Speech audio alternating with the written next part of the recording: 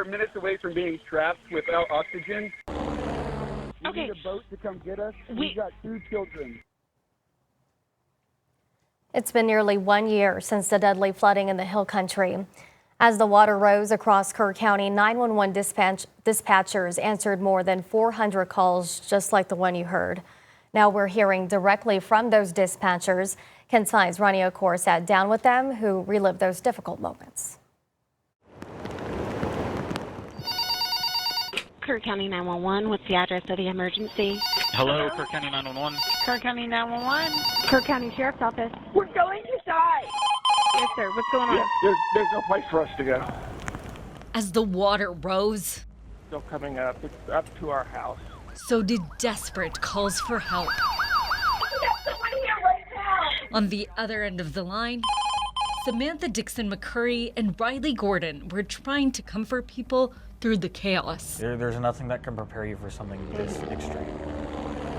In a matter of minutes, We Okay. need a boat to come get us. We- We've got 2 children. homeowners and campers were in crisis. This entire room was just the sound of this phone ringing, and it never stopped. Some of those calls are still with them. I talked to a gentleman twice. I had told him help is coming, and he told me the water's already up to his shoulders and he's very cold. It's like you have to wonder if help is going to get there in time for him or not. As they scrambled to coordinate and send help, So, as we're going through this, we're placing phone calls for helicopters, placing phone calls for people to come in and help. it became increasingly obvious that help wouldn't come fast enough. We're trying to get people the help they need, and we can't. Dixon McCurry tried to reassure frantic callers. As far as they're concerned, our words are hollow. They don't mean anything because there's nobody there immediately. It's a harsh reality she carries every day. Knowing that you're possibly speaking to somebody for the last time, it's a hard thing to process. For Dixon McCurry, when the calls finally stopped, the grief began. I remember just getting home and nudging my husband awake and then just bawling and collapsing on the floor because I just felt like I hadn't done enough and I didn't know what was happening.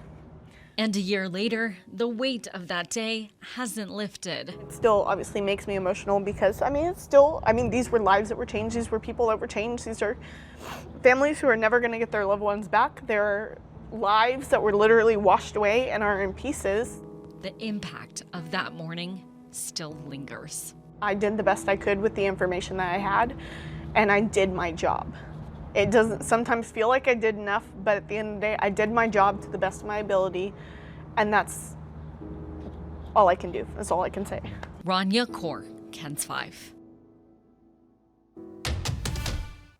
It's hard to listen to that and recount the memories of that day because it was just so tragic. Yeah. Nobody could have seen it coming. Well, in my mind, it makes me think, I wondered what was going on with 911 and what was happening, because when I was driving down 281 coming to work, and this was, 1:30 in the morning, 1 o'clock, I was like, this is not going to be good. Yeah. And, the day before, I put on Facebook, hey, if you live in the Hill Country, stay aware. And it turned out to be really, really bad, as we all know now. Yeah, So, like I said, it's hard to watch, and that's one day I'll never forget, that's for sure.